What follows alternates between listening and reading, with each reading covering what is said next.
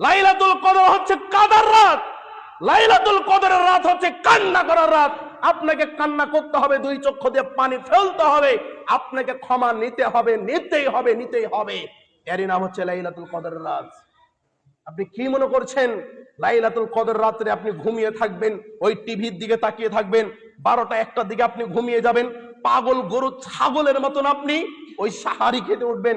আপনার জন্য লাইলাতুল কদরের রাত নয়।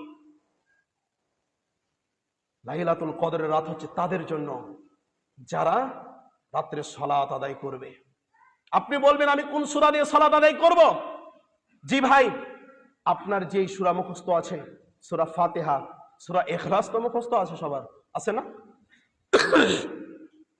সূরা ইখলাস এক রাকাতে 100 বার পড়বেন, 50 বার পড়বেন, 1000 বার আপনি পড়বেন।